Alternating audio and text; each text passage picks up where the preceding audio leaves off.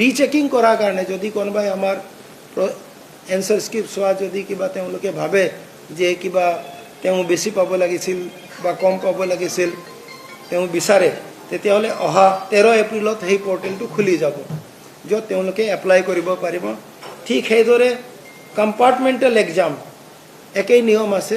3টা ছাবজেক্টত যদি ফেইল কৰিছে আৰু যদি টোটেল মাৰ্ক 170 আছে কম্পাৰ্টমেণ্টেলৰ কাৰণে এপিয়াৰ কৰিব পাৰিব। আৰু সেই পৰ্টেলটোও আমি নোটিফাই কৰিম 2-1 দিনতে নোটিফাই কৰি দিম। আমাৰ পৰ্টেলটো ৰেডি হৈ আছে but it will be definitely বিফোৰ মানে বিহু শেষ হোৱাৰ লগে লগে আৰম্ভ হৈ যাব নিয়াৰ এবাউট 17-18 গতিকে এইখিনি হ'ল জেনেৰেল ইনফৰমেশ্যন। মাৰ্কশ্বিট আৰু চাৰ্টিফিকেটটো চবে এতিয়া ডাউনলোড কৰিব পাৰিব। মাৰ্কশ্বিট ডাউনলোড কৰিব পাৰিব ইমিডিয়েটলি। আজি এতিয়া 10:30 মানত সেইটো পৰ্টেল খুলি যাব যিটো তেওঁলোকে নিজৰ মাৰ্কশ্বিট ইণ্ডিভিজুৱেল কেণ্ডিডেটে মাৰ্কশ্বিট ডাউনলোড কৰিব পাৰিব। আমাৰ যিটো সেৱা অনলাইন .পৰ্টেল আছে, সেৱা পৰ্টেল এটা আছে, ASSB ৰিজাল্টৰ এটা পৰ্টেল আছে, সৰি পৰ্টেল নহয়, হোৱাটছআপ গ্ৰুপ আছে, এপ এটা আছে, মোবাইল এপ আছে।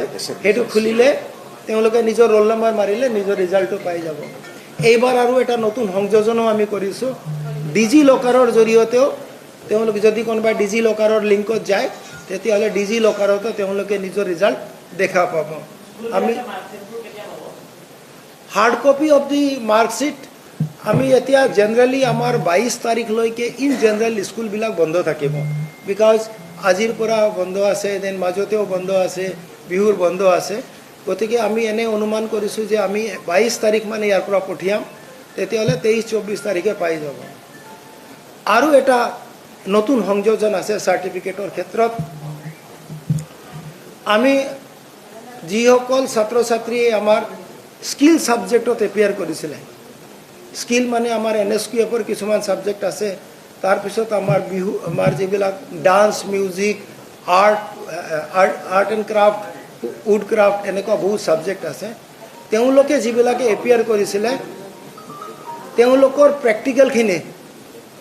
প্ৰেক্টিকেল এইবাৰ বেলেগ ধৰণে ইভালুৱেশ্যন কৰা হৈছিলে। এটা থাৰ্ড পাৰ্টি এজেঞ্চি লগাই আমাৰ ডিপাৰ্টমেণ্টবিলাক বা ITI পলিটেকনিকে চাইছিলে তেওঁলোকৰ কাৰণেও যিবিলাকে ভাল পাৰদৰ্শিকতা দেখুৱাইছে বা পাছ কৰিছে তেওঁলোকৰ কাৰণে এটা সুকীয়া চাৰ্টিফিকেট যাব যে তেওঁলোকে সেই পাৰ্টিকুলাৰ বিষয়ত বেছি পাকৈত তেওঁলোকৰো এই যাব, যিহত তেওঁলোকে 2টা চাৰ্টিফিকেট পাব।